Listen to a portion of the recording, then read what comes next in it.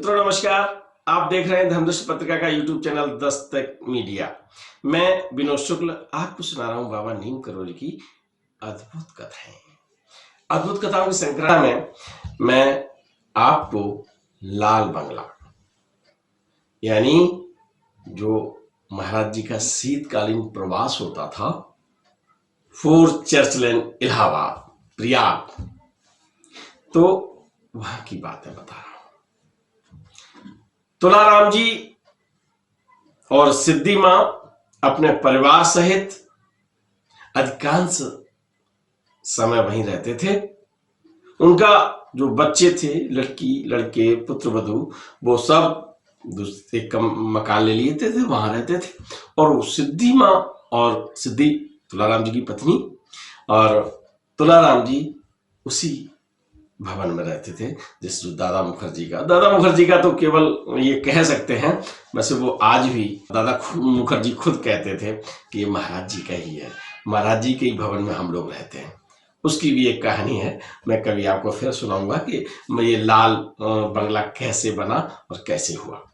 और मैं एक दिन आपको लाल बंगले की बात वहां जाके दिखाऊंगा, वहां जाके उसके दर्शन भी कराऊंगा। मेरी भी इच्छा है और ये इच्छा शायद आपकी भी होगी। तो मित्रों, उस लाल बंगले में शीतकालीन शिविर चल रहा था। महाराज जी वहां बैठा करते थे। महाराज जी का आज भी वहां कमरा है, एक रूम है, बरामदा में भक्त, एक हॉल है जहां बरामदा है, वहां भक्त आते और बड़ी संख्या में आते थे। पत्रिका आ रही है धर्मदृष्टि, उसमें सचित्र वर्णन मैं कर रहा हूं उसमें, तो वहां की भी कहानी है। तो आप उस लाल बंगले में हम आज आपको लिए चल रहे हैं और वहां पर शीतकालीन शिविर है और इतनी भीड़ होती थी कि हॉल वहां का खचाखच भर जाता था। व्यवस्थापक होते थे प्रोफेसर सुधीर मुखर्जी, जिनका नाम मैं भी ले रहा हूं, लेकिन अब मैं जब कभी आपको दादा शब्द कह के संबोधित करूं तो आप समझ लीजिए वो दादा शब्द जो है वो सुधीर मुखर्जी के लिए प्रयोग कर रहा हूं। सुधीर मुखर्जी को महाराज जी भी दादा कहते थे, क्योंकि पहले वो प्रोफेसर कहते थे और एक दिन ऐसा उन्होंने उनसे दादा कहा कि वो सबके दादा हो गए। और मैं जब दादा कहूं और इलाहाबाद से प्रयाग से जब मैं कहूं तो आप समझ लीजिए सुधीर मुखर्जी की बात कर रहा हूं मैं।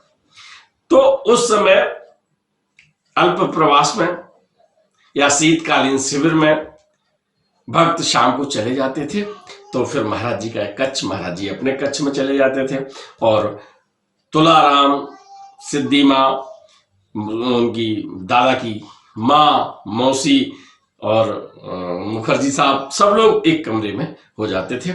और फिर होता क्या था कि अंदर वो वहां बैठ गए और तुलाराम जी और सुधीर मुखर्जी में एक बात बहुत समान थी, मैं अगले अंक में बताऊंगा, उसके लिए आप इंतजार करिए।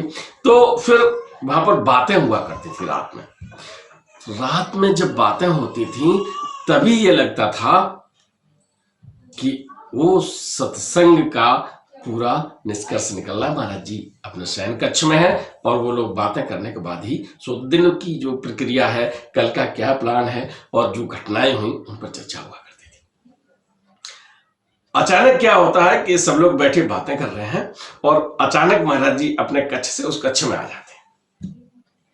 उस दिन उस कक्ष में उमादत्त शुक्ला रुके हुए हैं, गिरीश रुके हुए हैं, सिद्धि मां बैठी हुई हैं, तुलाराम बैठे हुए हैं, सुधीर मुखर्जी बैठे हुए हैं, उनकी माँ बैठी हुई है, उनकी मौसी बैठी हुई है, ये सब जो है अन्य और 2-4 भक्त हैं वो बैठे हुए हैं। और महाराज जी अक्सर मतलब अपने कक्ष में जाने के बाद नहीं निकलते थे, लेकिन उस दिन आके और बैठ गए बीच में।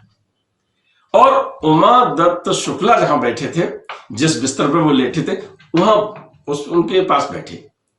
और वहां पर जैसे हम लोग जब कहीं यात्रा पे जाते हैं ना तो सोचते हैं जैसे फर्श मिल गई तो 2 बिछा लें, 3 बिछा लें, ऐसा करते हैं, गुदगुदा हो जाए तो आराम रहेगा। तो ऐसे ही उमादत्त शुक्ला के जो बिस्तर की परतें जो थी वो महाराज जी गिरने लगी।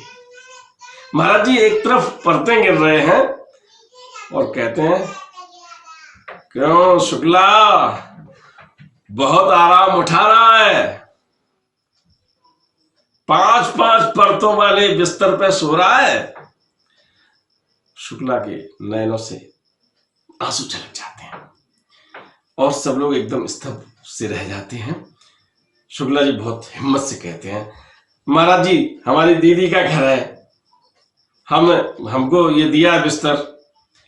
महाराज जी मुस्कुराते हैं और कहते हैं, तेरी दीदी तुझ पे कुछ ज्यादा ही उदार है, हमको तो 3 परतों वाला बिस्तर है और तुझे 5 परतों वाला बिस्तर दिया है। ये जो शुक्ला जी एकदम मायूस से हो जाते हैं तो एकदम सब लोग खिलखिला के हंस पड़ते हैं, क्योंकि ये महाराज जी विनोदी स्वभाव के थे, बातचीत में ऐसा रस घोलते थे कि लोग जो है उस चीज को, जो चर्चा गंभीर होती थी उसको भी वहां पर एकदम वैसा कर लेते थे, तो एकदम वातावरण बहुत सुखद और हल्का हो जाता था। आध्यात्मिकता के जहाँ दौर चलते हैं वहां बताते हैं लोग कुछ भारीपन हो जाता है, लेकिन सच में आध्यात्मिकता का वो दौर जो बहुत हल्केपन में चलता है, और तो वो आध्यात्मिकता का दौर जो होता है यानी वो ज्ञान गंगा बिल्कुल सही दृष्टि में चलती है। आप कभी कभी सोचते हैं कि आप पूजा कर रहे हैं और भजन है, तो आप समझिए कि वो पूजा व्यर्थ है। आप मन से करिए, आपको लगे कि पूजा नहीं की तो मुझे कुछ कमी है, आज मैंने सही तरह से कुछ कर नहीं पाया है, तो मित्रों निश्चित रूप से आप ये प्रसंग जो मैं आपको सुना रहा हूं उससे एक बात तो कर ही लीजिए कि आप पूजा प्रार्थना अवश्य कीजिएगा। हुआ क्या, फिर महाराज जी अपने कक्ष में चले जाते हैं। तो मित्रों महाराज जी कक्ष में आते हैं और वो एक बहुत ही मनोरम वातावरण बातचीत से कर देते हैं, लेकिन एक संदेश इस वीडियो के द्वारा मैं आपको देना चाहता हूँ, इस कथा के द्वारा मैं आपको देना चाहता हूँ कि प्रार्थना अवश्य करनी चाहिए और अच्छे मन से करनी चाहिए। हम आपको शीतकालीन प्रवास के जो और संस्मरण हैं, एक विशेष संस्मरण लेके आपके पास फिर उपस्थित होते हैं। तब तक के लिए राम राम। सब्सक्राइब बटन पर क्लिक करके चैनल को सब्सक्राइब करें और बेल आइकन दबाना बिल्कुल ना भूलें, ताकि हमारे अपडेट वीडियो आपको मिलते रहें।